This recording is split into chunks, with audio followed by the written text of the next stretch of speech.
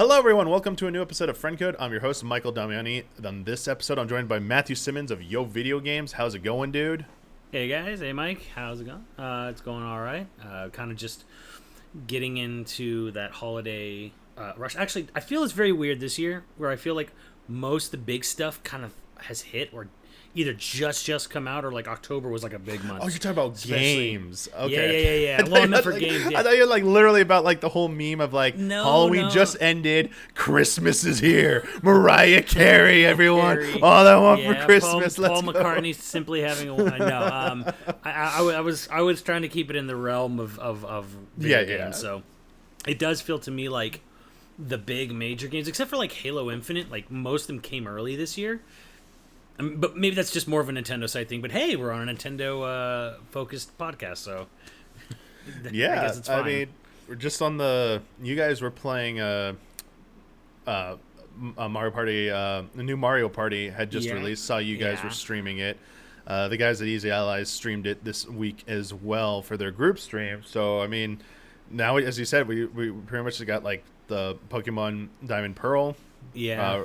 Like enhanced versions. And the only other thing is that cool Game & Watch, which I don't know why I've been so excited for that all year long. Ever since they announced it, I was like, yeah, I want this. I don't even know why. Because it's like it's cool, but I don't know if a lot of people would be super excited for it. Like I'm excited. I don't. It's because of Link's Awakening. Yeah, like and getting to play it on the handheld again, like it's kind of like a portable device. I'm very interested in like the all the bonus features they have, and that's coming out pretty shortly too. But November rush of games, starting to feel it.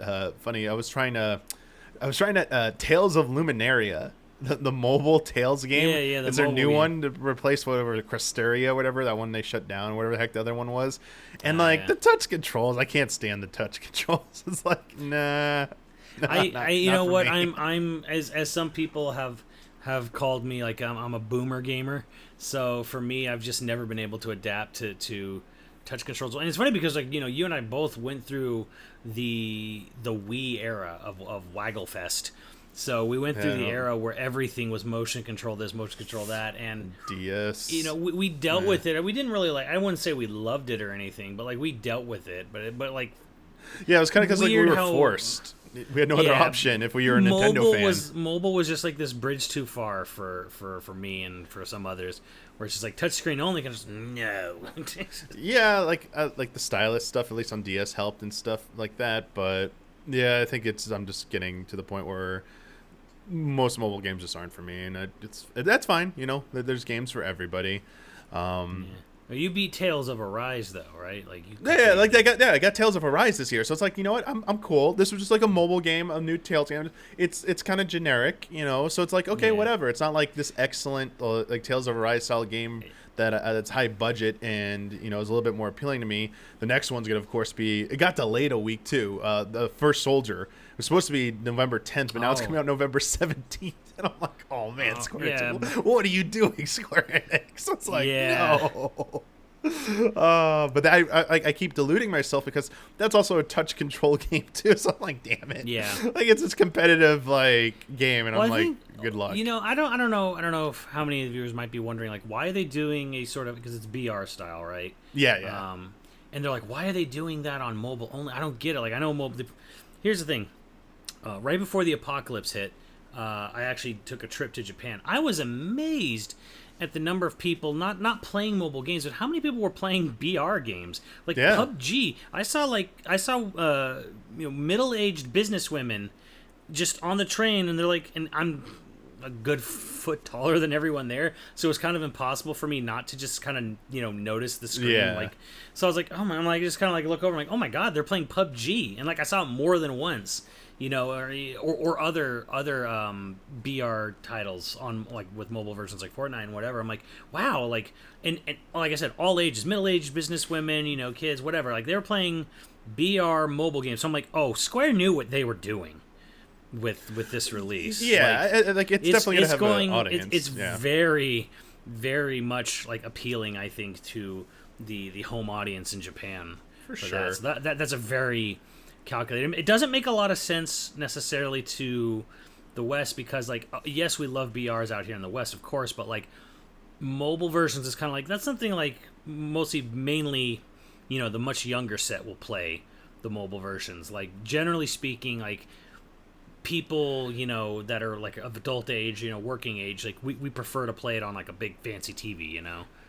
I think with this they're just trying to like broaden the audience and stuff. They're not necessarily, while there's going to be crossover, they're just shooting for, as you said, people may not be as familiar with or not as comfortable with traditional style games. Like they don't want a console, they don't even want like a Switch. They have their mobile device, their phone, and they just want to play games on there. And so that's what I was saying earlier. Like that's fine. Like these end up like me not liking them. Like there are plenty of other games. I think I hope with that Final Fantasy game, like it'll come to the Switch, it'll come to consoles. Exactly. That's the specific one. I really would like to try and get into that in some form. And if it's just the touch controls or what are causing me to bounce off, it's like, please, at some point, just give like a Switch version or just a Steam. I don't care. Put it on Steam. Like, I don't care. I just want to try playing it with the traditional control interface that I'm used to. And maybe I like it that way. So we'll have to see. But yeah, a lot of rush of the new games and stuff. We're also just fresh off of the official launch of Nintendo Switch Online's expansion pack service with those Nintendo 64 games, the Sega Genesis games. We just had Animal Crossing DLC 2.0. They actually pushed that a little early. The actual paid DLC just dropped as well, so it's in full swing right now.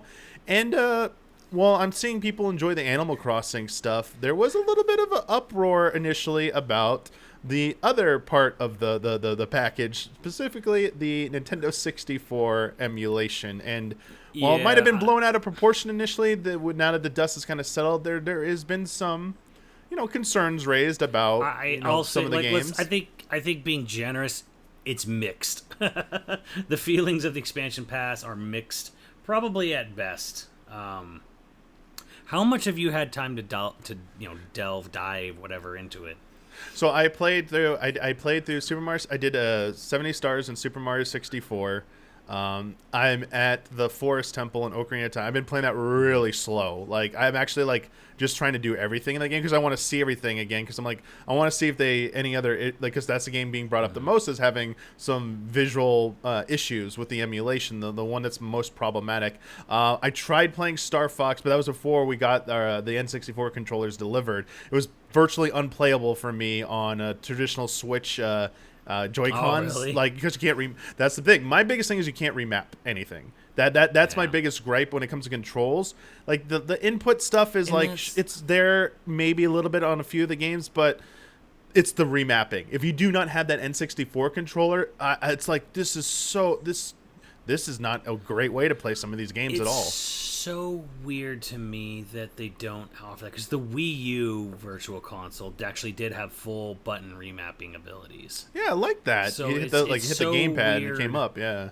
Yeah, it's so weird to me that they don't have that. Now they technically do if you do a workaround where like the system level. You do the full system level remapping, which strangely enough that's actually offered on PS5. I'd probably on Xbox as well. Like it's like this weird actual feature that a lot of these newer consoles have that most people don't even realize or think about too much. But yeah, you can do full system-wide button remapping on the Switch and other systems. But yeah, it's actually super bizarre. And then for fun, I took the N64 controller and I tried playing Genesis with it. and Genesis is mostly fine. It's the C button that gets a little weird. And I noticed that like it weirdly enough, it doesn't actually try to map out a lot of buttons. Like even on like say like the main system menu, like the C buttons are just another D-pad. Yeah. Like it doesn't, there's no X and Y, or there's no X. Like there actually is no system-wide button replacement for the X button on the regular Switch on this. If you're trying to use it on like the system OS, at least not that I could find, which I thought was super weird and interesting. And then like rewinding on the Genesis, you have to like use the Z trigger and then like hold this tiny little button up here for the home button they put on there. Yeah. Well, yeah. There's the ZR button. Oh, and yeah. So there's this tiny little ZR button next to the USB-C connector, which is what you use basically to like pause the emulation on N64 games. That's how you bring up the, the load a save state, all that stuff. But that's the thing. That's one thing I was kind of bummed out about. Like, it's cool that you're trying to play Genesis, like seeing how the controllers work with different systems like that. Home style or whatever. The N64 thing, I kind of knew it was coming, but I'm still disappointed that there's no rewind functionality on N64 games. Like, it's just such an impulse, fun thing to do. And I'm glad Genesis has it. So it's like, hey, like, I was not someone who grew up with Genesis games. I'm not as familiar or good with them. So I'm definitely going to be taking advantage of that on a lot of games. But for N64, it's like, I want to do some stuff. And, like, the save state thing is nice, but, like, it's one extra step, and two, it's sometimes as easy to accidentally overwrite. I think back, especially on like proper emulators, like the quick load and stuff. Like, oops, I quick saved over that one. My bad. For sure, and I wonder. I don't know because I'm not. I like obviously I'm a little up to date. Not up to date. I'm a little aware of the emulation scene, mostly for Breath of the Wild on Cemu, because.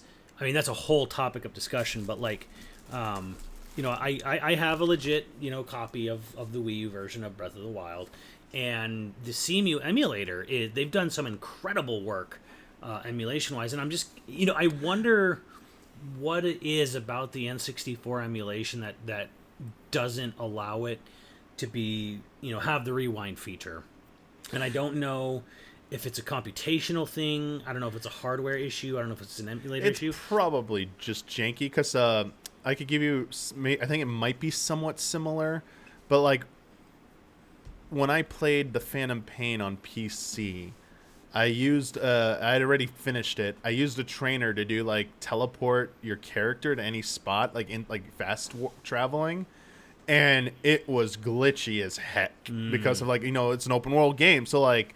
trying to bypass even the fast travel that the game has itself. It's like you're instantly traveling to a spot. Like you'd be like floating in midair for a second. So I wonder with N64, even as low tech as it is nowadays, there's just too much chance of like a glitch happening, and it actually is harder to do. Or if it is something that is doable, it's a lot of work, and maybe Nintendo's like, we can't do that, or because I'm not as familiar with the current slew of N64 emulators out there, if any of them actually offer rewind functionality. So I'm not familiar with that, but if it does exist, then there's no excuse that Nintendo could just like contact, like, they would never do this, but they could reach out to those emulator creators and be like, hey, we want to contract you, we'd like you to come in here. And you were talking to me the other day about like why Nintendo is just like kind of strange how they don't do this when other companies do stuff like that, where they reach out to people who clearly demonstrate a better expertise of their older technology and their older coding than their current staff. Yeah, there's some really cool stories out there about like other things where people from for other games, other franchises, like might have done something that was like super neat and cool, and they actually ended up getting hired, by said company. A big one is of course how Sega's been very, very, very cool with the homebrew community on their stuff.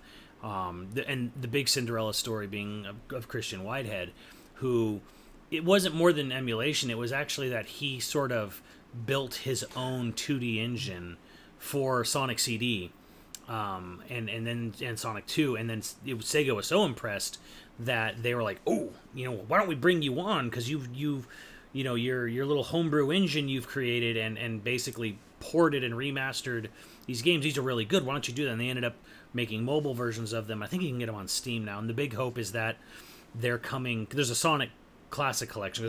Every 5 minutes there's a Sonic Collection. But there's a Sonic Classic Collection they announced at E3 this year. Kind of forgotten.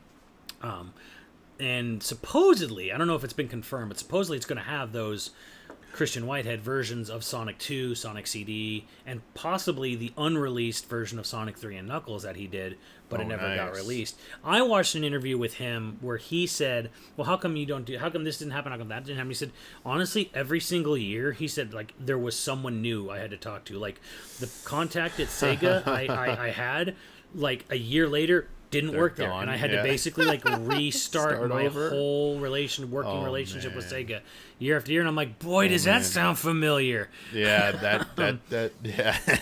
Yep. That kind of, and here's the thing, like that statement is so, man, if you work in media and PR, like it's so true when you think about it. Like, I mean, hell yes. like It is there's so so true. much turnover in the PR department for video games and stuff that it's like, I don't think people realize how insane it is. It is like year to year. You're almost practically building relationships brand new every single year, which I know that probably segues a little bit into a topic that recently came up about Nintendo actually closing one of their PR offices. Yeah, that was the other news was that they Nintendo shuttered their Redwood Shores and their Toronto offices. I think a lot of people and missed the Toronto part. Like, yeah, and they consolidated into their Vancouver and Redmond, Washington offices.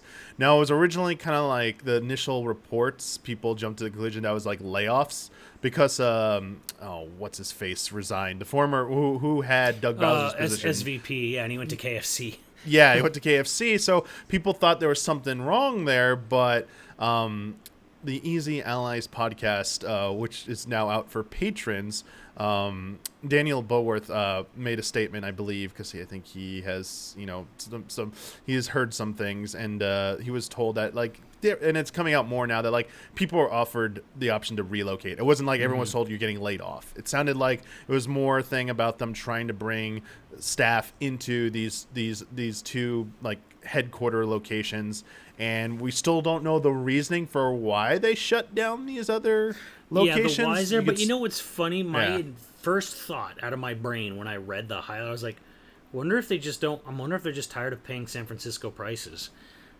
Like we could it might just be as simple as that. So, yeah, here's the thing. Like, we know the which is also like we just had the Q&A. That's sorry, not the Q&A. The investor briefing update for Nintendo's financials.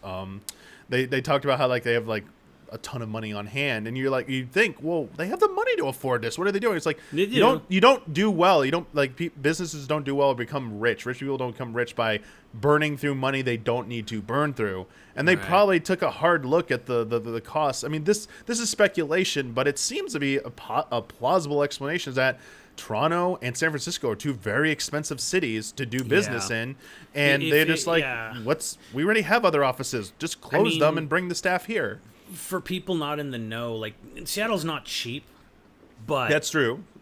But San Francisco is like another planet of expense. New York and San Francisco are like on a different level of, like, like rental costs for both, like, truly, like, is unbelievably expensive to do anything in San Francisco. I believe $100,000 a year is considered low income. Like, to put in perspective, like, if you as a human, you live in San Francisco, if you're making $100,000 a year, you're on the low income end of things. Yeah, so. it's insane. And then you'd be like, well, why not relocate to, like, maybe SoCal? Because Nintendo already has the agency they work with called they're now just called Golan. They used to be called Golan Harris. It's just Golan now. They're a contracted PR agency that does a lot of the communications and marketing work with Nintendo. They're already based in Los Angeles, so they already have that down there. It's not their office. It's Golan's, like, one of their offices or headquarters. And I think so what makes sense for them to come down here? There's like the head lady or the head manager for Nintendo Golan, like, on the Golan Harris side. She is, like, the only person I've ever seen year to year, because I've been going to E3 since 2001, but I wasn't really doing necessarily media all those years. Like, half the years would be media. In half of those years, which is like, well, would be 20, but we didn't have E3 twice now. But anyways, half of the time I went to E3 as media, there was, like, one person from Nintendo Golan Harris who was, like, the head manager side. It was the only person who was ever there consistently year to year. There have been a couple people that, like, there were a couple people who are still at Nintendo, but it's like they've been promoted up and out of dealing with, like, media unless it's like they got promoted to like they do the celebrity endorsement side of things. Yeah, the turnover, like I think this is pretty well known. I mean, we've even spoke about it too. Like we have contact. I think it's almost yearly we go through a new contact at Golan. Yep. For us at Easy Allies. Year and after year, game trailers, same just way. a different It just person. this is high turnover. It's funny because we see a lot of those faces. The people who are helping us end up at other jobs, and it's like like they do move on to do other gigs and stuff. But it's like for some reason. So going back to like about with the Sega thing, the story you were telling, like this is why it's not uncommon. It's like in this industry, it does seem like people do move on within the marketing, communications, PR divisions of the gaming side of things. It's just not a very most part long-term career path where, I mean, people stay within that field, but at a single company, they seem to like move on after a few years. They don't stay for too long. Yeah. So yeah, with them shuttering their offices, it is very weird. That they need to do it, but I'm like, but it is very, very, very expensive to be in San Francisco. I think it's a little. I think the only thing that's a little questionable to me is the timing of this. Like, I don't know why they didn't wait till the end of fiscal year on March 31st. Like, why'd you do it in October? Why not do it after the holidays? But, yeah. You might laugh at this. Sorry, just saw like something for a message about something. I guess there's some kind of in-person event in San Francisco. I just like read a headline for it. And I'm like, this soon, and they're allowing it. And I was like, wait, for Nintendo? No, for something a different industry. And I was like, okay. I was like, that's kind of like funny. It just like popped up on like my Twitter like thing real quick. I was searching for Nintendo news and something else came up. But anyway, yeah, like we could speculate. We just wanted to bring this up because we know it was a headline this past week, involved Nintendo. Initially people thought this might be like Nintendo pulling an Activision move here where record-setting sales, we're laying off people, and that does not seem to be the case, even though we don't know the reason, even though the timing of it might be like not the best time before the holidays. It still doesn't seem like it was as negative or as bad as it was going to originally being reported as. So we'll to me it's just odd.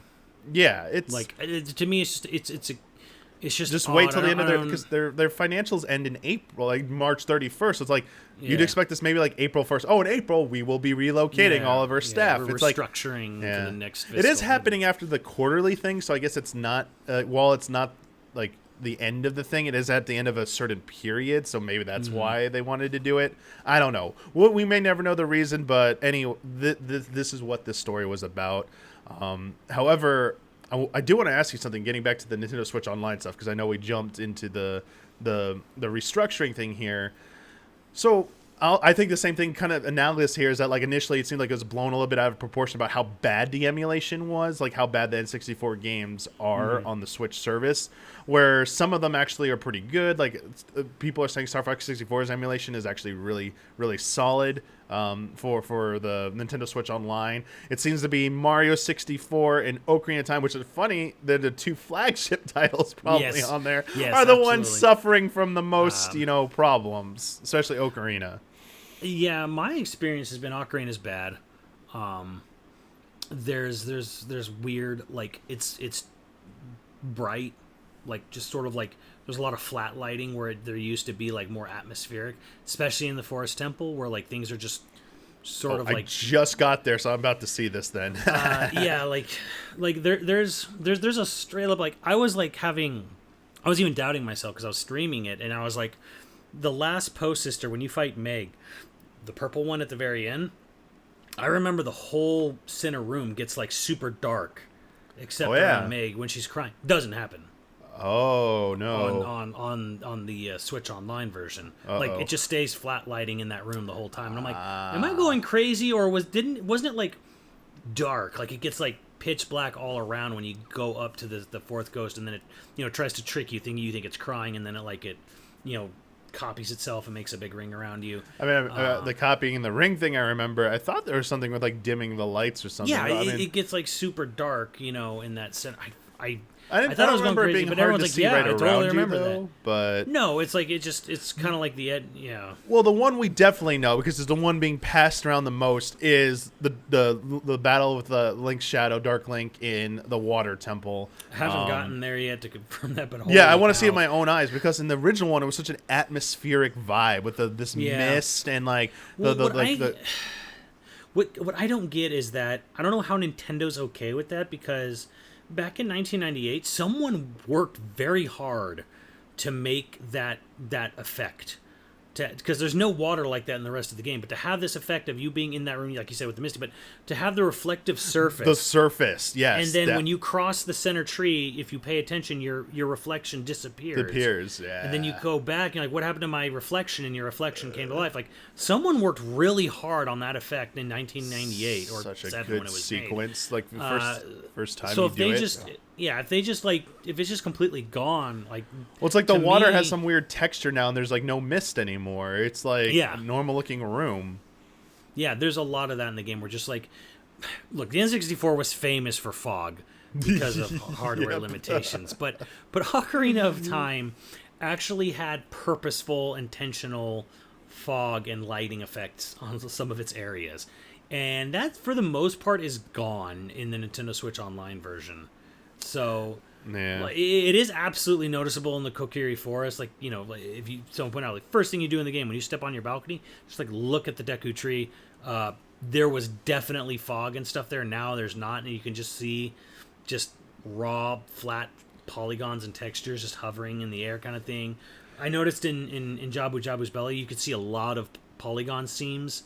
Yeah, On the walls, especially. I like, in definitely the noticed that a rooms with lot. the- There's like people point out. I guess it's because there's like some the alpha transparency is not done right in the game, because there's like you see like the white edges on like even like fences in the Kokiri Forest. Like you see them more profoundly than you would in the 'cause- OG hardware. Yeah, in Jabu Jabu's Belly, like there's a pulsating effect Yeah. on the stuff, but in this one you can literally see where the seams and the polygons are, which was just not there in the N64 original.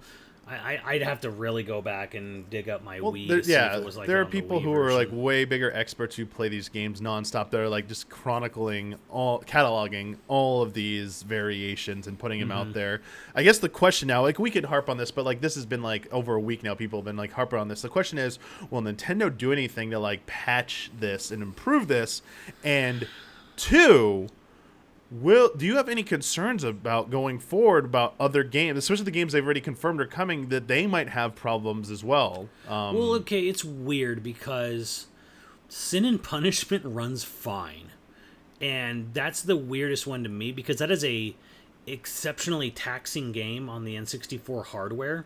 It's a late in its life release. You know, it has full voice acting.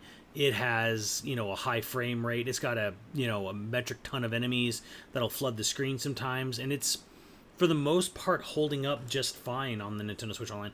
So the whole dang thing is an enigma to me, and I wonder if it's just because of certain effects, certain things done on Ocarina of Time that are causing something. Because I believe the YouTube channel MVG, they did a sort of deep dive where they were like, okay, so what's going on here? And they were specifically going back all the emulated versions of Ocarina, going all the way back to the bonus disc on GameCube with Master Quest. And he was saying that that was a custom-built emulator from NST, Nintendo Software Technologies, and there was a particular individual, I think Steven something was his name, I don't remember offhand, but it was like custom-built. Like he made an emulator, and then there was things in the emulator that were custom done specifically for Ocarina of Time on the GameCube, and that emulator that NST made for the GameCube for Ocarina of Time specifically was also the basis of the one that was used on the Wii Virtual Console. But here's the funny thing about the Wii Virtual Console: the 21 games were released for it over the lifespan of the Wii. But each individual game was tailor-coded or tailor-made in the emulator to run that specific, basically, ROM of the game. So that's why the games on the N64 Virtual Console seem to like run really well as far as emulation goes, because it was a custom-made emulator. Then each game was specifically worked on for each one of those games. Now, when they got to the Wii U, it kind of went in, to basically put it in like a layman's term, it kind of went like to a RetroArch, like a core plugin, basically. Like, they had an overall emulator, and then there was just like a generic N64 core plug, and they just threw the ROMs on it, and that's why. And I noticed this too. Like, the audio was really off. Yeah. On the Wii U Ocarina of Time, because there was no tailoring the emulator itself to specifically run the ROM of Ocarina correctly. It was just like, here's this emulator plugin core, and we just kind of like threw the N64 games on it, and there was no like no special treatment. And I think that's probably what's going on with the Nintendo Switch Online here, is that they have whoever made this emulator for N64, and there's been no customizing or tailor tinkering for the game ROMs individually. They just kind of like, here's an emulator, we'll just dump the ROM on it, run it, and then it just kind of goes how it goes. And that's why I think you're seeing so many people upset, is because the price increase to have access to these games. And especially because if you're not into the Animal Crossing stuff, and if you're not in Genesis, like there are fans who just want a way to play N64 games, have been waiting for this, and then they get this subpar effort, especially when they've seen better efforts in the past. And that's what I was asking about the future, because like I don't think any of these games or any of them expansion pack games yet on there. Ascended Punishment one or not? No, because isn't. Like when we get like Majora's Mask, because even Majora's Mask was even infamous back on its original the GameCube port. The first time it got ported, of having there was no Taylor customizing for Majora's Mask on that collector's edition disc. That thing crashes like crazy. I'm kind of worried about Majora's Mask. If we get maybe DK64 at some point, if that ever becomes a possibility, Well, DK64 is a special case, because it doesn't actually use the expansion pack for anything other than to not get into a soft lock. That's it. Like, I don't know if you're aware of this story, but like, I think you've told me this before. I forgot though. Yeah. Go ahead. Rare's come out about like late into development. They found a bug in DK64 that would soft lock, the game, and they noticed like it was so late they didn't have time to like redo, the printing or whatever. But they found out that it was a memory leak issue. And if you had the 4 meg RAM in there, it would actually just kind of like buffer through the memory leak problem. So the game became this expansion pack required game, and Nintendo said like, oh yeah, you need the 4 meg. It's got all this crazy lighting and stuff, and it's like, I actually didn't even use it for anything. Which is why if you look at a game like Banjo-Tooie, which looks really, really, really good for an N64 game, it doesn't require the expansion pack at all. It's because the DK64 didn't actually use the expansion pack for anything other than to solve, a glitch, a memory leak glitch. And apparently Nintendo was pretty salty about it, because they're like, oh, it cost us this X amount of millions of dollars, and it's like, oh, boo-hoo. Well, let me ask you this. I got two final questions to maybe kind of like wrap up this talk about the Switch Online, about the future, about what we could, like, where the state is, what they could do. The first one is actually a Patreon question. It comes from WeDanT. While the expansion pack's N64 library is overwhelmingly comprised of Nintendo first-party games, the inclusion of WinBack leaves hope for the appearance of third-party N64 titles too. What third-party N64 games would you like to see on the service? I personally hold fond memories of Shadows of the Empire, WrestleMania 2000, and NFL Blitz, but have little hope for any of these to show up. So they at least acknowledge that, like, that's probably not happening. Love and respect. So looking to the future about what they could add to the service, is there a strong enough catalog of games that could be added to help kind of like, smooth over this situation, assuming they maybe address some of the problems with the emulation? I'm glad this question was asked, because I actually have this written down. I have a notepad list.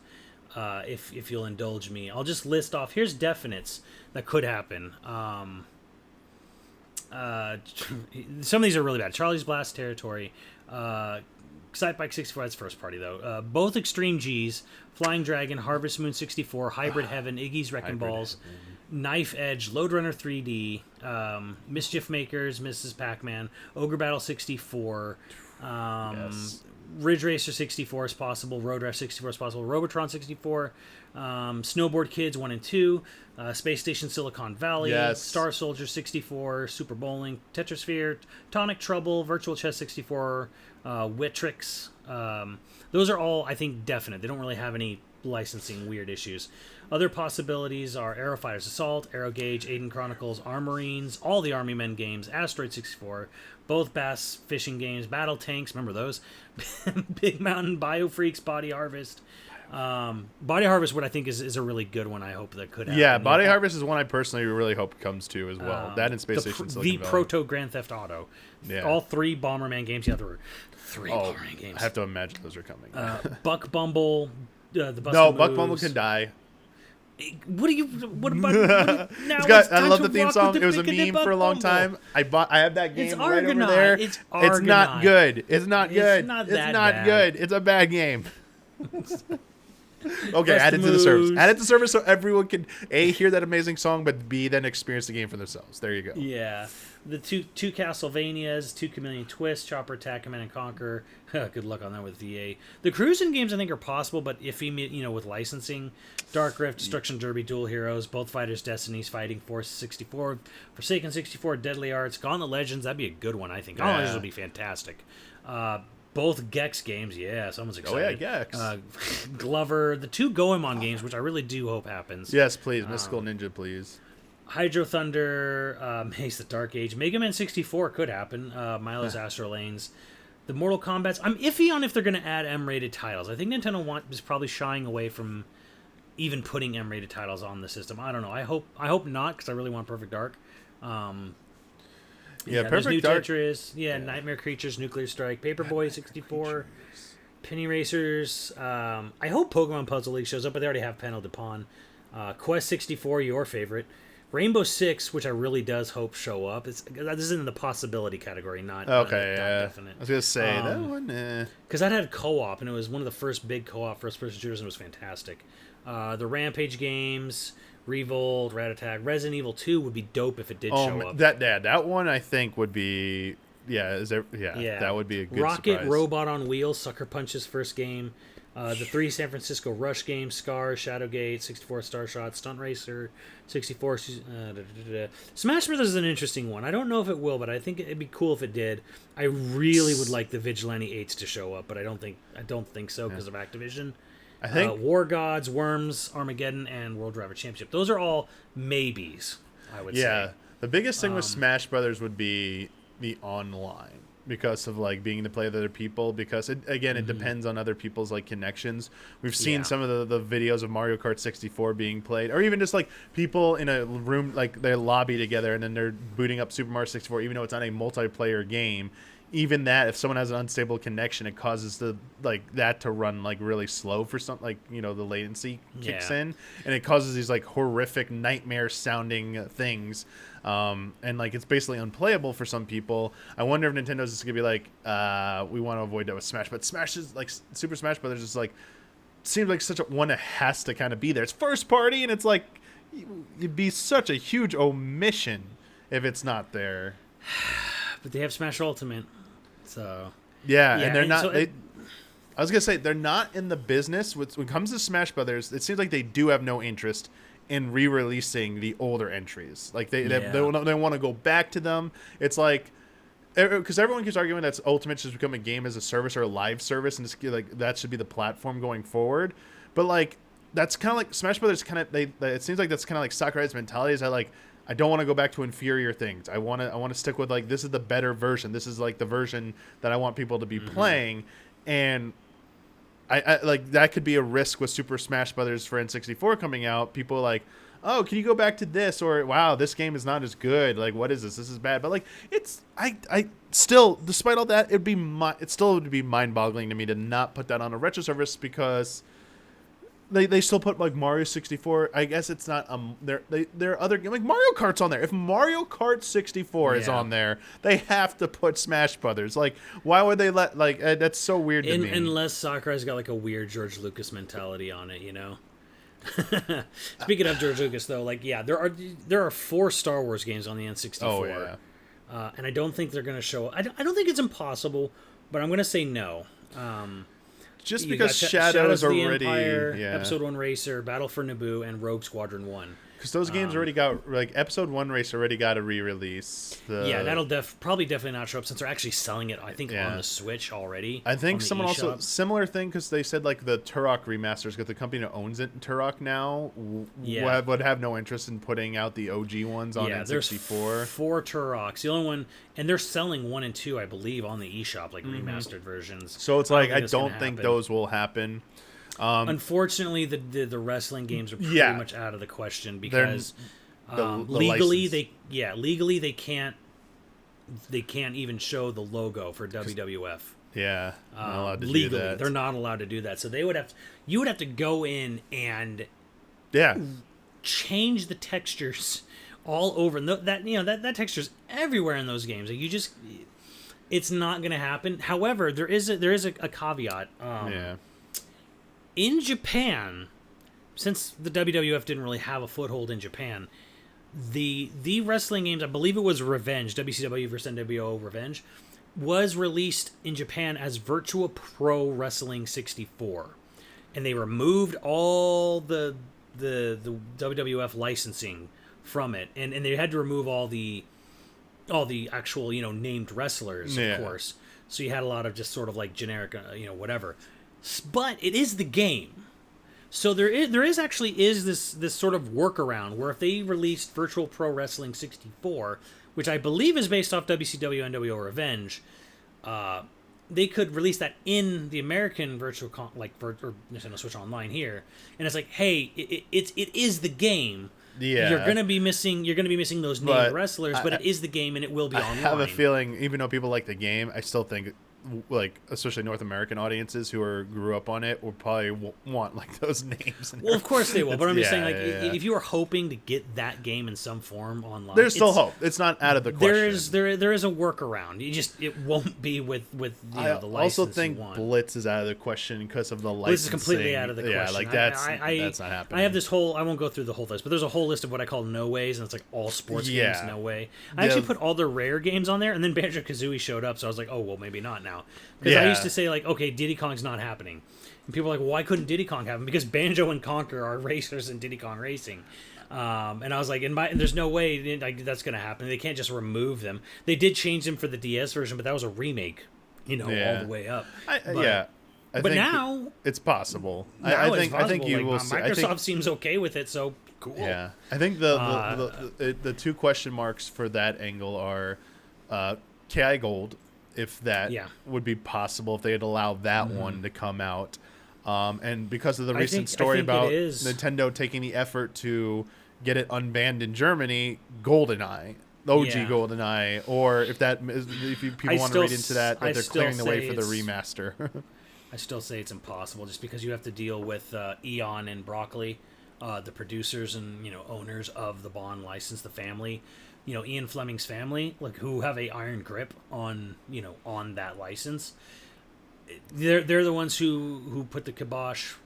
Well, there is a story, Matt McMuscles did a whole thing on I think the canceled XBLA version remake of GoldenEye, and I've heard similar, but I've also heard there are other things that got in the way of that getting released, but either way, like, the point is that the problem is, I don't know who owns the Bond license, because IO Interactive is making the next Bond game right now, and IO Interactive, I think, is independent right now. I don't think they're independent. I don't think Warner Brothers has them. I know Square Enix let them go, and I know Warner Brothers, I think, published their last they just enter work, into publishing deals. They can enter into publishing deals, but they're so I don't know how that works. Like, does IO Interactive own the video game license to James Bond? I think it's just for this one project, just like Marvel licenses, like multiple studios have a license for certain Marvel properties. I think because that was also another issue before, where it was like EA had it for many years, and then Activision had it for many years. Yeah, because everyone blamed Activision for holding it back. Like, that's what people speculated, but then it was like, well, was it really Activision holding it back? It's like not really what I heard. Yeah, it wasn't. Apparently, it wasn't that. But I mean, I would say it's not possible, though. I say there's a chance at this point, but like, I think it's more likely Nintendo and Microsoft went to bat for getting that XBLA version. Like, Nintendo's like, we want that for, like, hey, we'll work with you to like work with whoever we need to make this happen. Because why take all that effort to get it unbanned in Germany if something wasn't coming out of like GoldenEye? It'd be interesting if it's on both platforms. It'd be interesting if Microsoft did release that. Like, here's an Xbox Live, download. Here's it for PC and here's it for Switch. Yeah, it just has the Xbox branding on it, like Cuphead and Minecraft. When you get it on like the eShop, you buy it on the eShop. It's a standalone title, and it's like, oh, it's just Microsoft Studios and everything like that. And it has, I mean, it'll still have Rare in the credits and all that, but it's like they get a cut of it. Obviously, it would be really interesting if that was, but I don't think that would show up on Nintendo Switch Online. No. That I don't think GoldenEye. Yeah, but I wouldn't say the OG version on Nintendo Switch Online service is like 0% chance. I would give it like above 0. It has some statistical possibility, but I would say it's like very 5%, unlikely. 5% or less. Very unlikely. I would say Perfect Dark is more likely. Oh yeah, I think Perfect Dark is probably happening. A game coming out, but it is an M-rated game. And I think Nintendo will allow that one. They have T-rated games on there, but yeah. They don't. To my knowledge, there's no M-rated games on any. We'll have to see of the systems so far. Well, this is my second question, Simmons, because we're talking about all these like possible like N64 gamings coming to the service, which could definitely help the N64 part, but that's only one part of the whole expansion package. The second question comes from me. I'm curious is, what else could they possibly offer as part of the expansion pack to maybe entice people to subscribe to it? We know it's a big initiative because in the financial briefing for Nintendo, they have over 32 million paying subscribed Nintendo Switch Online members, and they want to keep investing in it. So we know we get Animal Crossing DLC, but like that can't be the only thing we get forever. So like OG Nintendo Switch Online service got like Tetris 99 and got other extra software. Pac-Man 99. We got the limited run of Super Mario 35. It's like what if anything like that, or do you have any other ideas, Simmons, could be added to the expansion pack service? Yeah, and I said this kind of like a few weeks ago. I think that personally, this is going to be a little bit of a personal dig, but like, I think the Genesis was kind of I don't want to say waste of time, but it's a waste of time. Putting the Genesis on there, because there's a Genesis collection with even more games that you can buy on the Switch already, and every 5 minutes, Sega releases a Genesis collection. Now it does have the added benefit of having online. That is true, but it takes like minutes to get like say that stuff running in emulation on your PC. Like if you really want to play online gameplay of Genesis games, oh my goodness, is that easy to do through emulators right now. I'm not advocating for it. I'm just saying like it's not something that's hard to do if you have even the slightest inkling of doing it. And again, like every 5 minutes they do a Genesis collection. I think what really could have sealed the deal would have been a Saturn collection. Yeah, you did mention. And the reason this, I say that is because there is a collection of games, the two Cotton games, 2 Cute 'em ups and 1 Shoot 'em up. I forget what the one was, but there was 3 Saturn games they recently released on basically all the consoles, including the Switch. And through the homebrew scene on the Switch, they found out the games are not ports; they're running an emulator. Like when you download and play Cotton on the Switch, it actually loads an emulator for the Sega Saturn and then loads the ROM for Cotton. And so what they did is they took that game and they took the emulator that was in the game's code and then they just started dumping Saturn games into it and they were running. So yeah, maybe with just a little bit more work. Now there was latency issues, but it's like, hey, there's latency issues in Ocarina and Mario 64. That doesn't seem to bother Nintendo in much. But for me, I think the Saturn is such a weird. I call it the Atlantis of video game consoles because it was a huge flop in North America and Europe. Actually, was second place in Japan. Japan actually did not give one patootie about the N64 over there. It was a massive failure. Saturn was a comfortable second in Japan.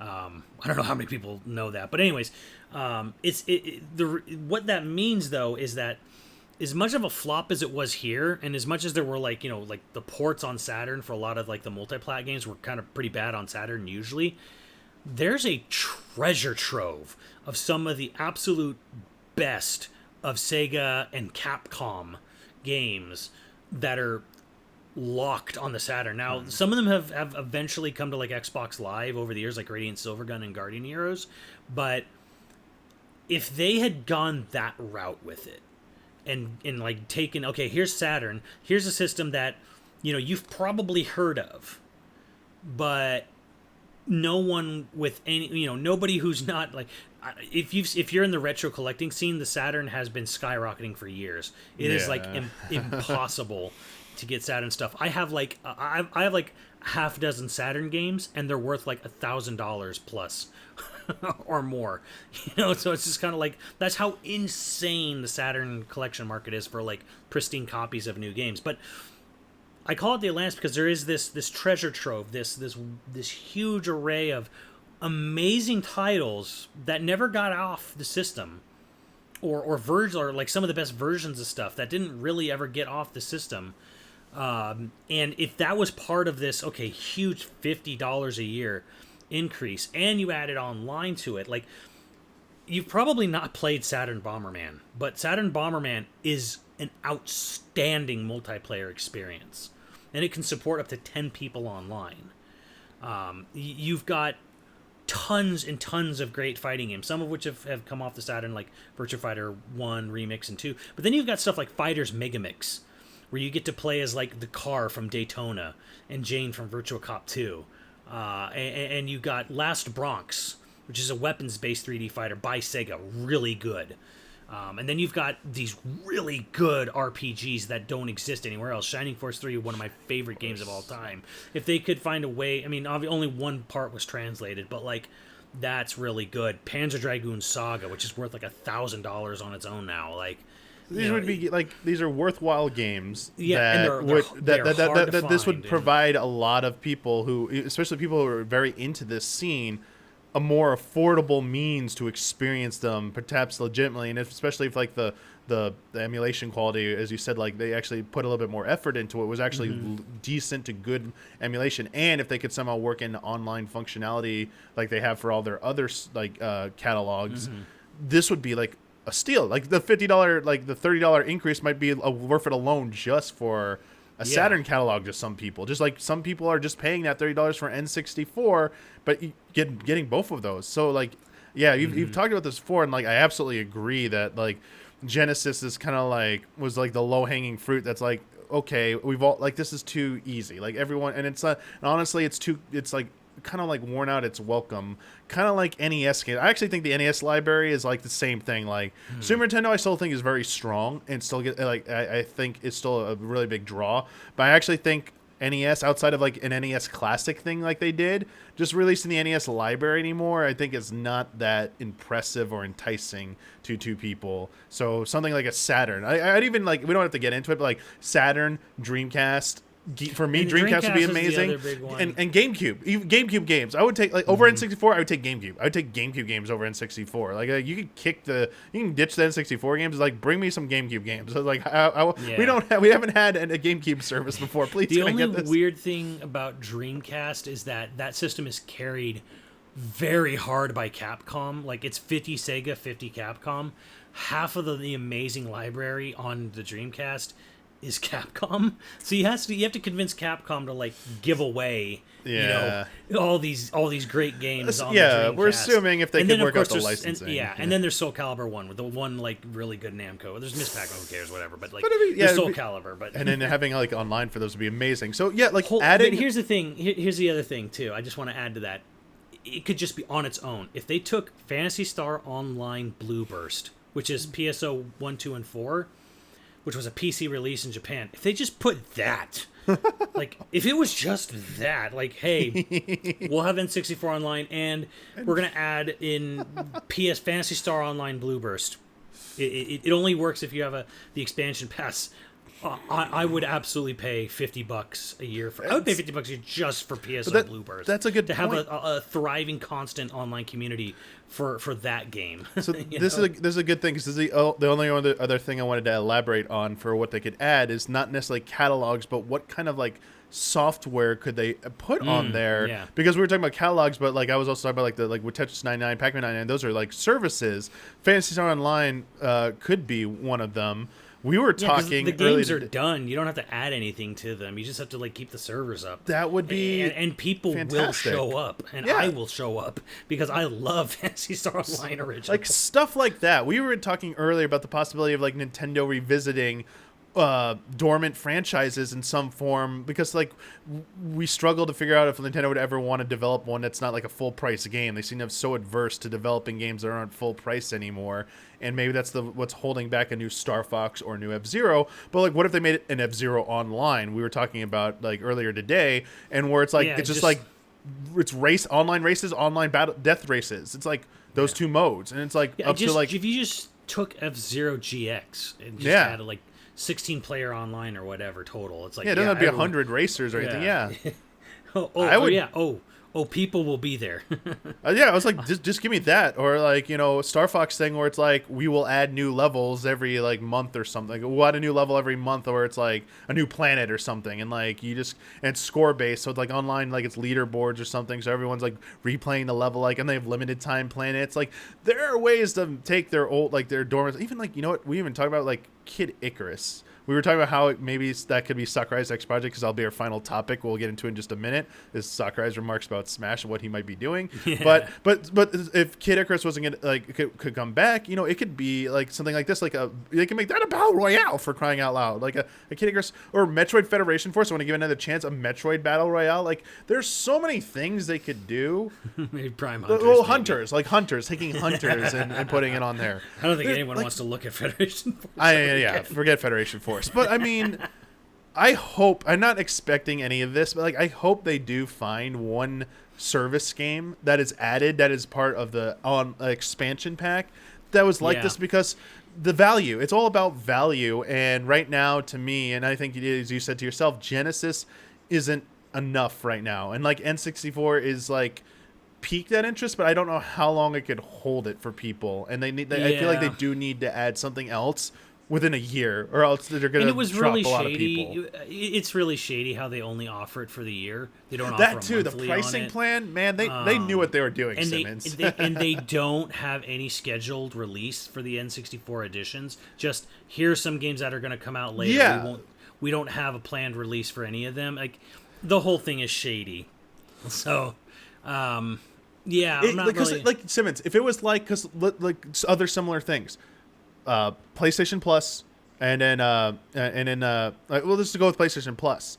Every month they give you every month you're getting games for free, or these games are added in this service. Nintendo can't even do that. They're like, even if they're gonna take away stuff, they can't even do a schedule like that. Like, hey, we're gonna give you 2 new N64 games this month, and these are what they are. And then maybe in 6 months they're going away, and they don't even do something. They don't give us like a schedule, as you said. Like it's so random. And out of the blue, when they do this, like, and they put you on the hook for a year. There's no month to month. Yeah, it's a year. Like we don't want you to be. It almost feels like they knew. It feels like they knew that there was going to be issues with this service, and we're like, well, we don't want people to quit after a month. We don't want people. We know Ocarina isn't running super great, so we're not going to let you just pay us $5 or $10 for 1 month and then opt out. No, we want you to we want you to be locked in for a whole year. Give us $50. It doesn't feel really great. Exactly. I think I think the smartest thing would be just take F-Zero GX, get in contact with Sega, have them just, because they've said they are totally down to from Sega. Yeah. They said they're totally down to let them HDify F-Zero GX, throw it online, call it a day. That's the most sensible, because it's a Nintendo IP, and that to me make the most sense. I personally would like, give me PSO, give me PSO Blue Burst. Even if not, like, you could just do episode 1 and 2, the GameCube game. You could just do that and just put that online. Like, just have that as like part of the online service, because it's mostly an online only game. But it's just like, yeah, like, just even cut out the single player option altogether, even if you wanted to, and just say like, well, if you're subscribed to NSO expansion, you get PSO episode 1 and 2. You basically have access to it as long as you're a subscriber. And I'm like, oh, there. So I think it's funny how all my solutions are like, take this thing from Sega, and it's mostly just because they opened that door with Genesis when they said Sega Genesis is going to be part of our expansion. Then I'm like, okay, cool, but why Genesis? Like, every tomorrow they're going to announce another Genesis collection. I almost guarantee. Yeah, it does invite that question. So yeah, we'll see. We'll see if Nintendo has anything in store for adding value to the service down the line.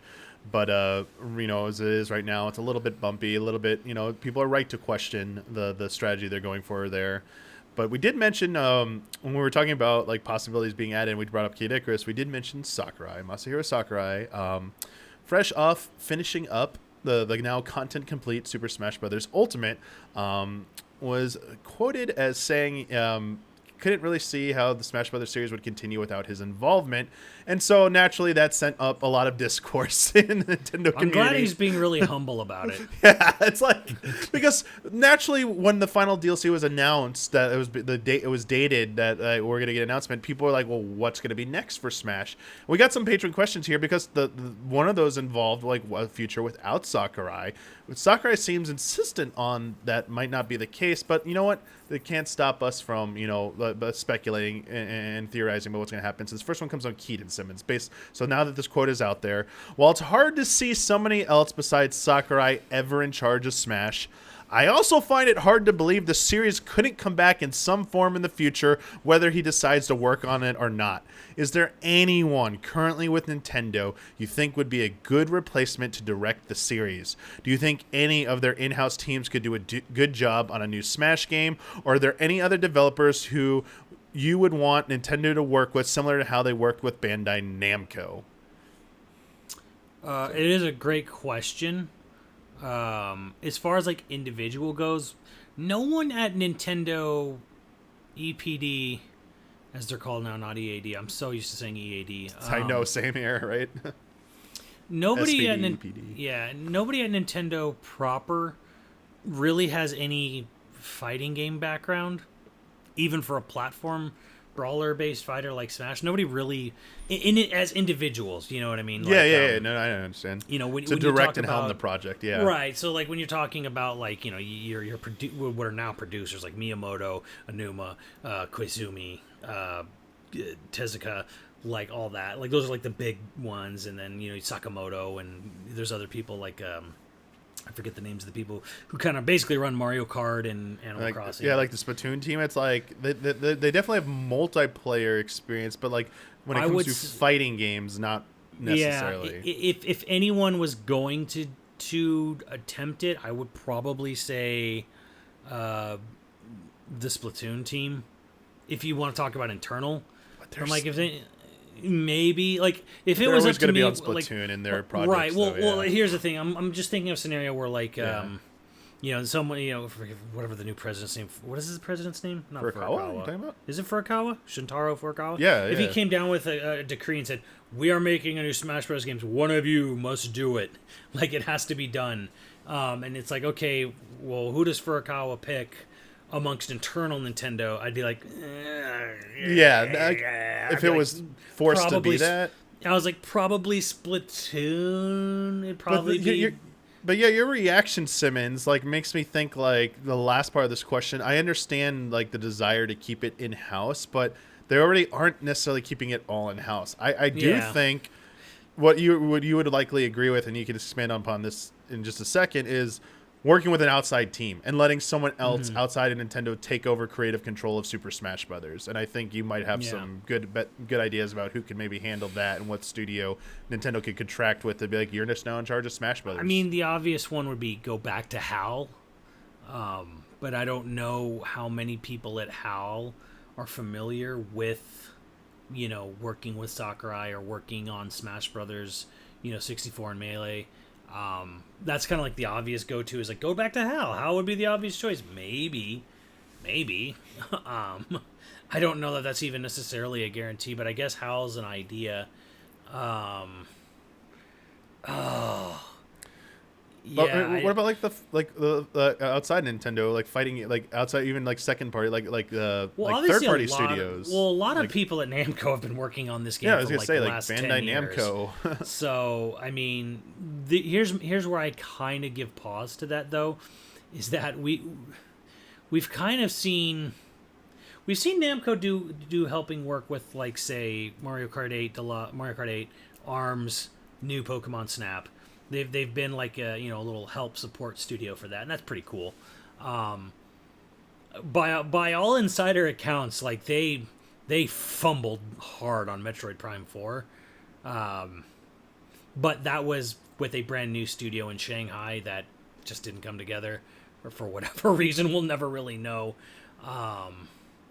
I mean, my gut would be just be like, how many people from Namco that worked on, Smash 4 and Smash Ultimate, how many of them are there? But, like, the one thing that's pretty great about... Okay, there's an individual, and his name is escaping me. You're going to probably have to Google this. But if you could find the producer and or director of Project Cross Zone, like the writer of that, you would need someone like that to be a consultant, because So one of the things Morizumi?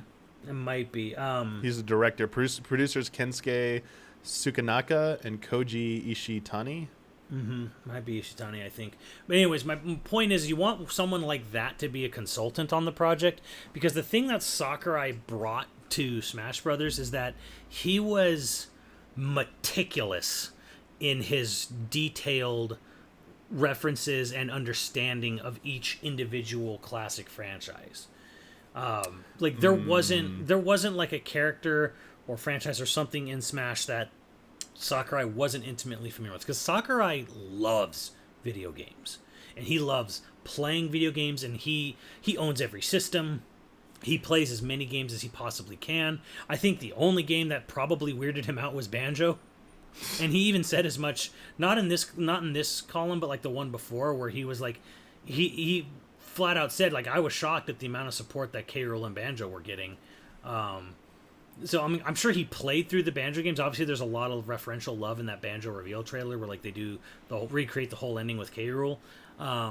But yeah, like he was meticulous in his detail oriented, look in deep dives into all these characters, their moves, their stages, everything. So you would need someone, and I would think the people who worked on Project Cross Zone, who no longer work for Nintendo or Monolith, you need someone like that who's like, oh my god, I can't tell you, Mike, the insanity of the deep cuts that are in Project Cross Zone. And Cross Zone, games. yeah, the references, it's insane Like, in that. there I played is- the first one, I didn't play the second one. The first one The was like second one off is the like rails. nuttier. There's one level where you go to Sword Valley from Xenoblade 1, but then like Evil Ken shows up, and then Bison shows up, and they repeat lines and music from the Street Fighter 2 the animated movie.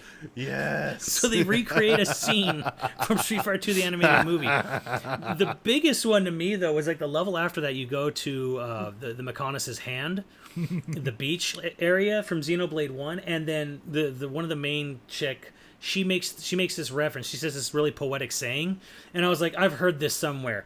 She is quoting lyrics from a vocal song from Xenogears that was cut from the game, didn't even make it into the game, was on a release album years later, and they're doing that on a Xenoblade like they remember everything. Okay. Whoever was writing those games was the biggest turbo weeb. So this is why you need someone like that with Smash Brothers. See, I agree with you, Simmons.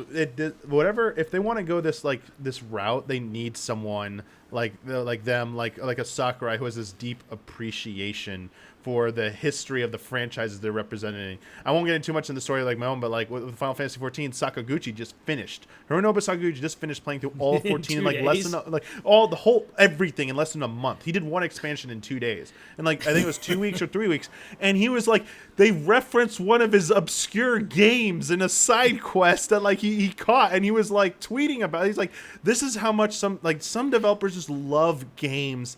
I mean, I imagine they all love games, but some of them have this like deeper level of appreciation for gaming history, and it shows in their development. Like, they just want to celebrate games in any way possible.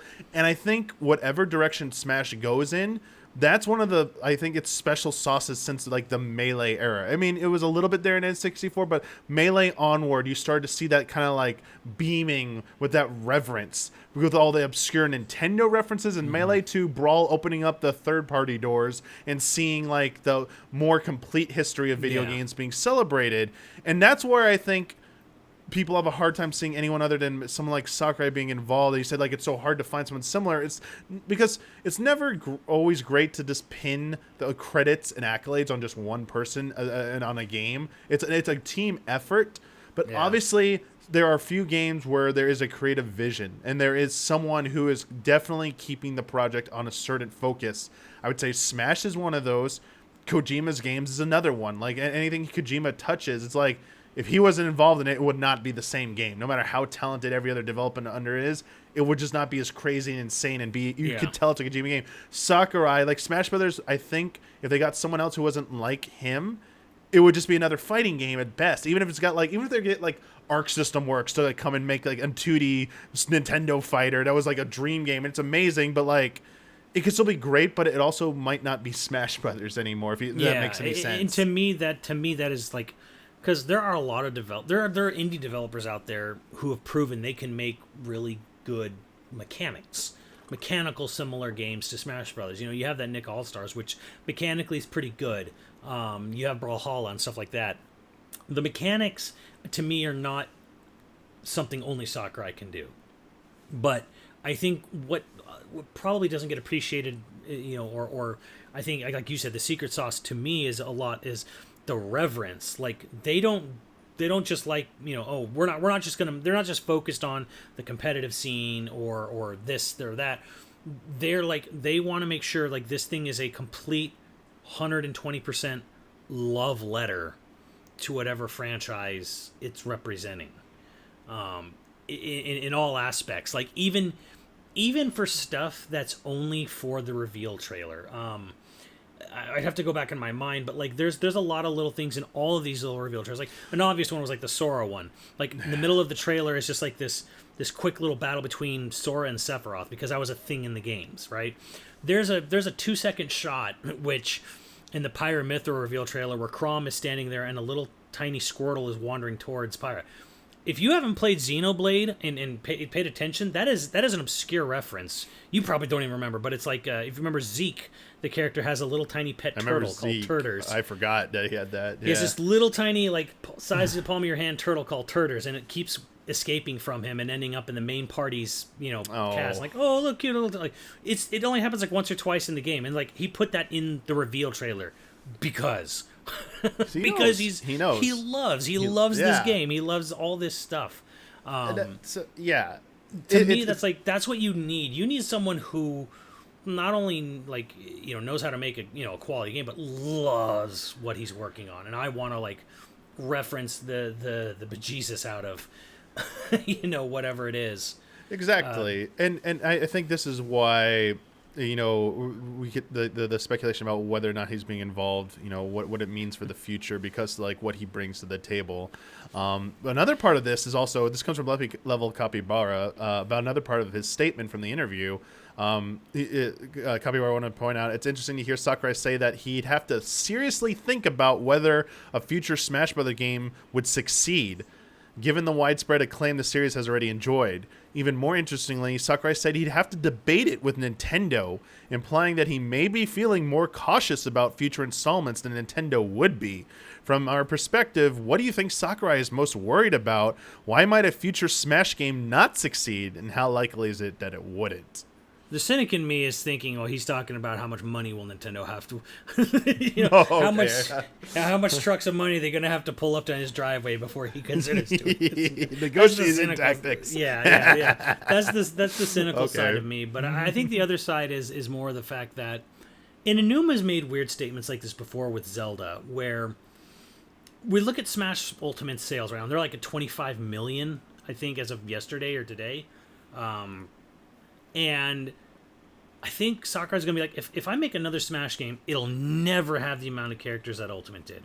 I will never get those characters again. Like to meme, something like, I will never financially recover from this. But I mean, obviously he will, because the game sold 25 million copies. So, but Smash, man, 25.71 million. Jeez. Right. So we're at almost 26 million copies of this game sold. The next Smash Brothers game, it's gonna be really hard for another Smash Bros. Games to get to that level anyways, irregardless of what it is. But and more realistically, it's not going to have all these characters that Ultimate did. Exactly. So it's just not going to sell. The point is it's probably just not going to sell that well. As well as Ultimate. That's true. I think it's a realistic, no matter what they do, I think it's realistic to expect it will not approach what Ultimate on Switch is doing. The only curveball I could throw at you, I think this might be a stopgap. This actually, I brought it up before. Matt Kaufman, a patron, also asked about it, because they say they know Sakurai is very protective of Smash. But do you think for the future, do you think that he'd be okay with a re-release of Ultimate on the next Nintendo hardware, maybe with some revisions there? Oh, I absolutely think that's what's going to happen. I think the only sensible way forward right now is that they do a Smash Ultimate Deluxe or whatever. Yeah. And that keeps them good for the next 5+ years. This is a can they can kick down the road, because it's still I was kind of surprised they didn't do this, but they did not offer an all-in-one complete package of Ultimate with all the DLC included in one retail package, right? So no matter what, whether you buy the game at retail or download the game, you still have to buy all this stuff extra. You still have to buy all of Season 1, all of Season 2, and then 50 Mii costumes, individually for 75 cents each. So there's no all-in-one complete. So this is what Nintendo, I think, can do in a few years, however many years till the next console comes out. Here's Smash Ultimate Complete. Yeah. And it's everything that was in Smash Ultimate DLC. All the Mii costumes, all the download characters, complete. Maybe, and do they add a couple other things? Maybe they add a couple stages in. Maybe you get Poke Floats finally. I want Pac Maze back. I want the Pac-Man Maze back. But as far as other characters, I don't know. Maybe if say you do a Smash Ultimate Complete, maybe you throw in a couple first-party characters, or unless some third party comes forth and is like, you can have this character, we will not charge you for it. Just give us a tiny bit of revenue or something. I don't know that, but I don't see that happening though, third party wise. Because even getting a port of Ultimate is going to be difficult, because there's how many people in that copyright screen now, and it ends with Disney. It ends with it's it's not even a guarantee. I mean, it's, as you said, this feels like the safest course of action for the short-term future.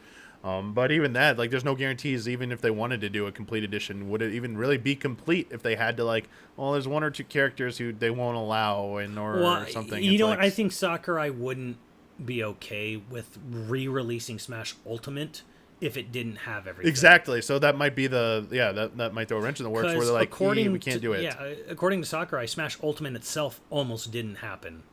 He said there was one character in particular that was really trouble, almost didn't make the cut, and I'm like, it's Cloud. I was saying that when that was in the E3 2018, I believe, when that interview came out, and he was like, it almost didn't happen. One character very challenging in particular. I'm like, it's Cloud. Oh, you mean for the base roster for Smash Ultimate? For the base roster, I'm like, it's Cloud. It's obviously Cloud. Probably Square Enix. Let's not even kid ourselves here. It was Cloud. But and he was able to get around it though, by he had Sephiroth added later on, and Hero and Sora, sort of. So I don't think Sakurai would be okay with releasing Smash Ultimate in the future, calling it Smash Ultimate, and we lost Sora, we lost Cloud and Sephiroth. I don't think he'd be okay with that. I don't think Nintendo may not even be okay with that necessarily. So, it's still going to be a nightmare. Like they have to go back to each individual company and go like, we want to just re-release the game. You're all going to get a cut. Is this okay? SNK is going to be like, yeah, sure. Yeah, like, sure. Take what you need. SNK will be like, oh, totally fine. Do whatever, man. Like, we want 50 more songs? We got 50 more songs. So. Yeah, it's like the nightmare involved with that. So even like at a port, but maybe there was like the thing that makes me a little bit optimistic is maybe the time frame for some of these licenses. If they, because about this very well with like some of the like Capcom licensing things from the past, that if they have a cutoff date where you can't update this anymore, so it's like if they get out that exists. Let's say it was like a 5-year deal and it came out in 2018. So if they get out a new definitive, like a complete edition in 2023, like let's say new Switch hardware comes out in 2023 and it comes out before December 2023, so it beats that 5-year thing. But it also could be 5 years from the addition of characters, so they might even have more time than that, and they get it in under that deadline. I really, really hope when they made this game and worked out all this stuff with all these people, I really hope they were thinking about that. I did, yeah, same. That has been on my mind the entire time this game has existed. It was always, I really hope they figured out, their licensing timetable on this, and I really hope they had a extension clause, because there have been fighting games that don't have that. And they get delisted and disappear, and they don't exist anymore. Yep. So, like the fact that it's still going strong, like I think you can even still buy Smash 4 on the Wii U. That's what I was gonna ask. Is Cloud still available to buy as DLC on Wii? Because if that is, that makes me very optimistic about. I also can't imagine Nintendo sat there and went like, this character will be available for 1 year from launch or 2 years from launch. And then exactly. You have to delist them. I can't imagine Nintendo being like, yeah, that's a good deal. Like, so part of me is just kind of like, there's probably it's either very long term or in perpetuity or something. So I can't imagine. Like Nintendo didn't at least try to get that stuff. The only one that would be, to me, that would be questionable is Sora. Sora could one day just disappear from the shop, but I don't know. The weird thing about it, I don't know if you read about how the whole Sora thing came together. Yeah, I Disney did. Approached Sakurai. Yeah. And apparently someone had done the research and done the digging. There was a guy from America who was sent to Disney Japan to handle all their gaming and mobile stuff in Asia territories. And apparently he was the problem with Sora on Smash 4. And he quit, and then right after he quit, like a month later, people from Disney were like, they saw Sakurai out, and like they reached out to him like, hey, like let's do this. And he was like confused, like, wait, did you say no? Yeah, like so. To me, I'm like, okay, this is all hearsay or putting stuff together, but this is 100% like, not 100% like it. This stuff 100% does happen, where you might have great idea and involves other companies. So you meet the other company, you work things out, you get stuff going, and everything looks gravy. And then one guy who's just high enough goes, I don't like this idea, and then the whole thing is dead, killed. Yep. So probably what happened with the GoldenEye remastered. Same thing. It's like someone up the food chain was like, nope. Someone up the food chain was like, nope, I don't like. Nope, sir, no, sir, I don't like it. And then like the whole thing's dead because of it. To me, the craziest story about this is, just to briefly go, Tom Kalinske, who used to be the head of Sega of America. He found out really early on behind the scenes about Yamauchi stabbing Sony in the back on the Nintendo CD. So he immediately got in contact with Sega of Japan and was like, you hate Nintendo, obviously now. We hate Nintendo. Let's make a deal. And Sony was like, okay. And they had a meeting set up to make the PlayStation a Sega console. And then Sega of Japan. He contacted Sony. I missed. Yeah, you contacted Sony. And Sony was like, okay. So Sega USA contacted Sony Corporation. Japan. Sony Corporation was like, cool, that sounds like a good idea. Let's set up a meeting. Sega of America had the meeting set up, and then Sega of Japan went, why would we make a deal with Sony? They've never made a game console. They have nothing to offer us. And killed the whole project. And there is an alternate timeline out there where it was the Sega PlayStation versus the Nintendo 64. That would have been amazing. Like, can you imagine what a different world the video game industry would be like if Sega I mean, and Sony it was such a partnered up? monumental success, but like Sega faltering with Saturn and Dreamcast, like imagine how dominant Sega would have been. I mean, eventually Sega would have been, one of the two would have bought the other. Like they would have been like, I imagine that reality, they would have been merged into one. The dominance, like that would have been like that. The GameCube era could have been the end for Nintendo. Like they would have been like the N64 would have been in so much trouble. N64 would have been like worse off, and then GameCube would have been like DOA almost. It's like yeah, especially after they sold Rare. I'm like, man, if the timeline there, Nintendo might not have sold Rare at that point. Then they're like, we need them. Yeah, they may not have. Man, it would have been such a different world. But like, yeah, one guy or I don't know how many people at Sega Japan at the time, but it's like, Tom Clancy called it the stupidest business decision in the history of bad decisions. Jeez. I was like, yeah, dude, yeah. Like, Sora getting in is weird to me because I'm like, wow, Disney reached out to them, so. I mean, that's really cool I think it's a byproduct of it's not the only Nintendo, like was how big Smash is, just crossover events in general in the last few years, how big they have become in media in general. I mean, as big as Smash is, it's one of the biggest. Fortnite blows it away with its crossovers, and like people look at that. Yeah, people look at that. They're like, "This is huge." The amount of publicity. It's like a badge of honor. You want to be like what Sega did to try and fight Nintendo to be the cool kid on the block. We gotta outcool Nintendo, and it worked for a while. It's like you just get like in the age of social media and like immediate gratification, you got to be the it thing, and that's how you do it. And I don't think that was ever Nintendo's intention with the Smash crossover. It was always meant to be like a reverence and celebration of history and making a good game. Where in like Fortnite's like we absolutely know like Epic, like we know what we're doing. Like we are being trendy here. Yeah, and we know what people Here's want. the thing: I can tell you internally from stuff I've heard, companies in Japan, in particular, have paid a lot of attention to what Fortnite's done for branding and crossovers and stuff like that. It's definitely opened some eyes. And to me, the fascinating thing is that, like, yeah, Nintendo actually had this going with Smash Brothers. They had their crossover king with Smash, and they're willingly choosing to end it after 3 years. Now, 3 years is actually a pretty long-term support from any Nintendo game, really. Like, Nintendo has almost never supported a game this long after launch.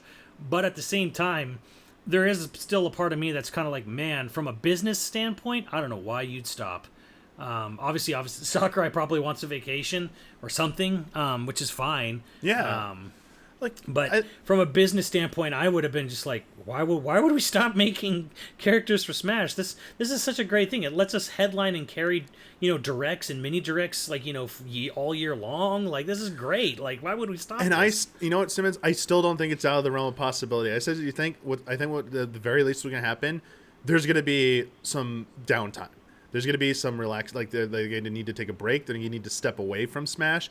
I think there's going to be a big Smash meeting at some point internally in the future where they sit down and go, all right, what is the future of Smash? And I think that possibility is going to be brought up. Like, this could just be this, everyone. We could just build upon Ultimate, bring back Ultimate again, and just keep building upon it if we want to do this. Do you really want to go back to the drawing board, try and reboot? I mean, everyone's going to call it a reboot at this point. No matter what they do, they're going to call it a reboot of Smash because like they're gonna be like, Ultimate was the end. Like that's the pinnacle of Smash Brothers. Yeah. They're going to have to go to a smaller roster, and it's inevitably going to be called like inferior or viewed as lesser. So it's like, do you really want to fight that uphill battle when sitting in front of you is such a better? I understand you guys are tired. Take the break. Take a year or two off. You do not need to do anything with the series for at least 2 years. Minimum 2 years. You don't have to touch anything. You could come back in February 2023. And just be like, Season 3 Smash, and everyone's going to be excited. For the new, whatever the successor to Switch is, be like launching on there. Smash Ultimate will be available day one. And guess what? A Season 3 pass is starting the launch day or whatever. We're going to have your first new fighter added to the season. Like, it's like, no one and everyone would love that. Everyone loved it. It would sell buttloads. It's like I just don't see how it's not the best option. Unless Nintendo, they're Nintendo and Sakurai. Maybe they have something in the back of their minds that is a better thing. But from everything I've seen right now, I'm kind of with you, Simmons. Like I feel like it's crazy at some point not to just pick up where they left off with this and just continue from there. And it's weird that they didn't do it with Mario Kart either, but like they are doing it with Mario Kart Tour. Well, I mean, so they have something like Mario Kart Tour, right, which has a subscription service. Yeah. And it's weird how it just continuously gets updated. New tracks, new costumes. Mario Kart 8 Deluxe, it's sitting over here, 38 million copies sold. Have we done anything with it? Nope. I mean, I would not. Yeah, I think it's a possibility. I think it's, especially for Smash Bros. It's a realistic thing. I mean, Mario Kart's a whole other can of worms. It's just weird to me how the entire game industry is obsessed with live services titles and gas games and all that jazz. And Nintendo probably has the biggest leg up on so much of the competition with Smash Brothers as being a live service title. We just keep adding characters. Who cares? We don't care. Obviously, from a more gamer oriented perspective, I would love it if they would go back in and fix the netcode. But I would love that that's too. Not going to happen probably. But you never say never. But I mean, I would love that to be a big priority. But like, I don't. To me, I'm also like, why would you? I don't. Business wise, I'm just like, I don't know why you're stopping this. You have exactly, especially the only thing that really competes with Fortnite at all. Like as far as like top three selling game on Switch, and also as you said, as you pointed out in the past, I mean, Furukawa is definitely a more business minded president of Nintendo, which worries me. But I mean, that decision makes the most sense. Like, why would I fund development of a brand new Smash game when my analysts are telling me if we just put this out again and keep updating it, it's going to continue to sell amazing amounts, like more than a new Smash game would. Like, this makes more business sense to me. I feel like he might be a bigger champion of that as well, and might like, the not necessarily pressure Sakurai, but like a sense of voice of reason, being like, Sakurai, do you really want to kill yourself with a new game? I know you're very passionate, but like, there's so much more to be done with this game if you want to. But I'll honestly, at the end of the day, I will leave it up. Like, whatever Sakurai decides, like, I will give it a chance, because I feel like he probably is the person in the room who knows the best the route forward for Smash Brothers. Well, let's also look at it this way. If Smash ended here, this is a good place to end Smash. Yeah. If they never made another one, I'm happy. Like, sure, there are a few characters that can get in, but it's like, you know what? We could have got none of this and just got another low roster count Smash game. This is like fantastic, and like I can see this lasting for, as it is, will be good for another 10 years. I don't care what visuals get to in 10 years. People will still be playing Smash Bros. Ultimate. There's no other Smash Brothers. Like, it will still be played, just like people still play Melee. It's like, it's gonna, like, Ultimate is the only game that came up to Melee on every level, and like, it still is respected. It is not Melee, but it's still respected Ultimate for what it is, and just in a broader sense, it's just like a phenomenon.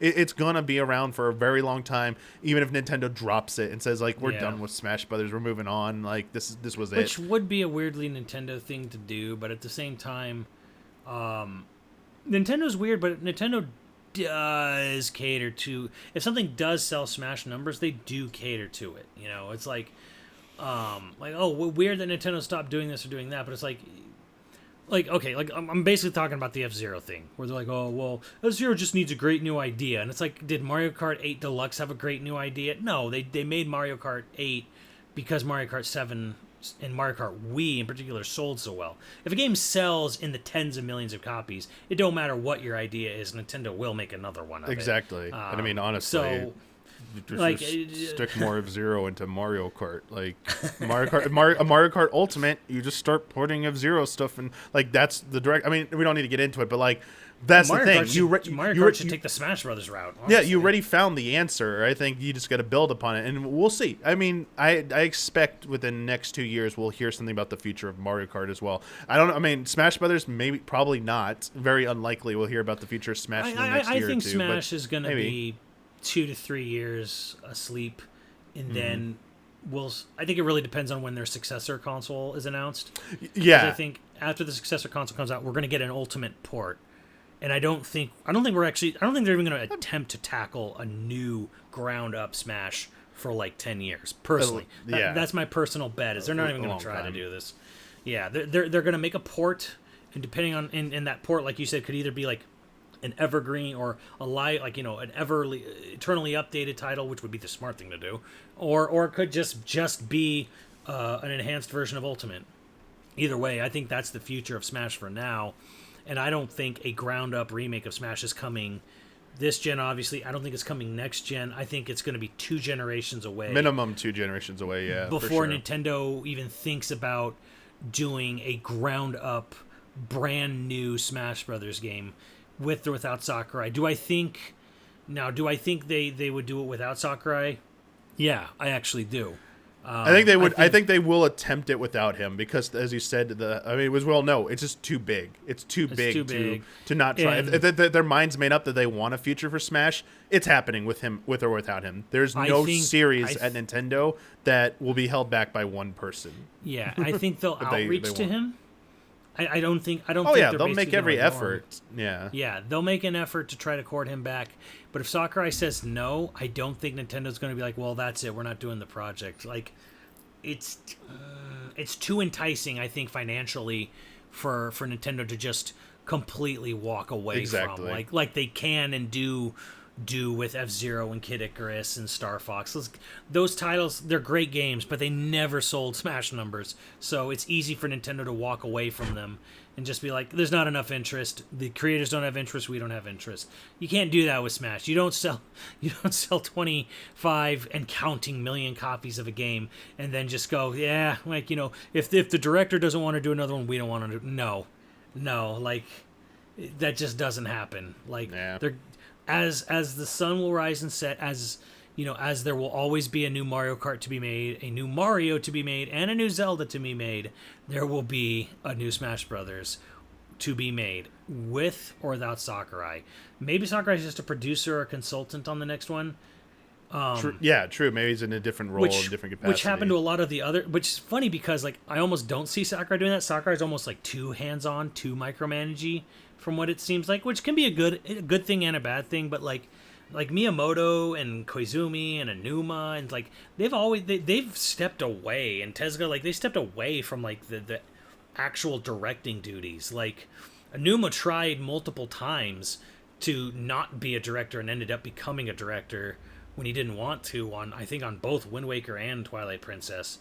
So it's a bizarre thing to me, and I see this with other companies too, like Capcom and Sega, where you had these great directors and then they moved to producers roles, and they were like, they oversaw production, they consulted, but they didn't direct. And like, personally, I feel that really sucks for me personally, because I'm like, I really miss Tezuka's directorial prowess on Zelda. The direction, the pacing, everything on Tezuka Zeldas, like Link to the Past, Link's Awakening. To me, that's like, gosh, like, man, that man just knew how to perfectly pace a game. Like Mario 3, Mario World, like, need I say more, stuff like that. So it actually bums me out when a lot of these, like, really good directors step away from directing and become more of a producer. Because you do lose a bit of that. Yeah, that's true. That craftsman's touch. We'll see what the future holds for that. I mean, there have been times when it has not worked out, but maybe it will. We'll see what happens with Smash Brothers going forward. But for now, last DLC's out. People are enjoying the game. If you haven't, it's there. Go enjoy it. I mean, it's definitely earned. Sakurai and his team have definitely earned the much needed respite and rest, and to take a break from working on that game for as long as they've been working on it. But yeah, that's pretty much it for the news this week I have for the episode. So want to thank you for joining me again, Simmons, and no problem. And diving into some, like, Smash discussion, stuff like that. Always a fun time. Also, thank you to everyone who submitted questions for this episode of Friend Code. If you're a $5 and up patron, you can submit questions for consideration for the episode of Friend Code. I will make that post the week where you're recording, so look out for that post. Also, apologize to everyone for this episode coming out late. If you did not catch my Patreon post, I was dealing with a personal situation with one of my cats, Cloud, who was under hospitalization. So unfortunately, I was not able to do any kind of works related stuff until that was resolved, which was earlier this week. So that's why the episode's coming to you a little bit late, even for the public YouTube version. So thank you for your patience and understanding.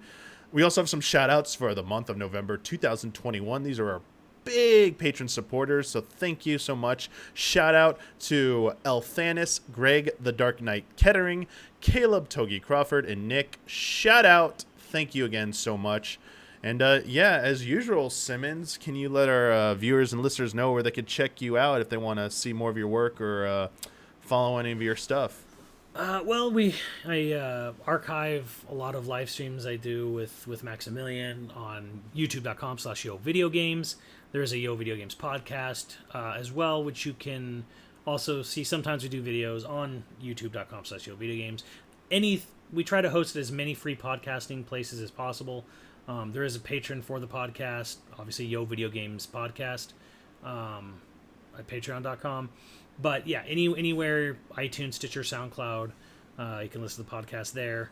And yeah, you can find me on Twitter at DoomAssistMe. And if you want to see me live, twitch.tv/AssistMeDoom. Yeah, I recommend the Monolith Soft Mondays that Simmons does. If you're gonna, yeah, I'm a big Monolith Soft fan. Yeah.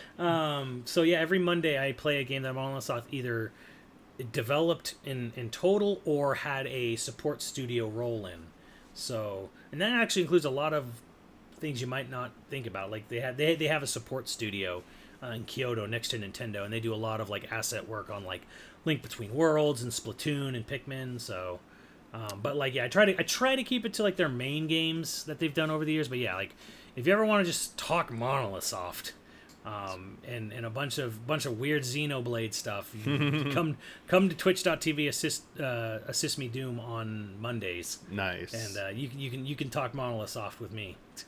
Yeah, be sure to check that out, everyone. And also, if you like the Easy Allies Mario Party from this past week, go check out the VOD for the YoVideoGames crew's Mario Party as well, because I think it was like equally as entertaining. Unless someone's like, you shake your head, maybe you don't want to recommend it. I won both games, spoilers, but yeah, but you should watch the fashion when it went down. It was highly entertaining. So those group settings are good. But again, thank you so much, Simmons, for joining me. And until next time, everybody, may the way of the hero lead to the Triforce.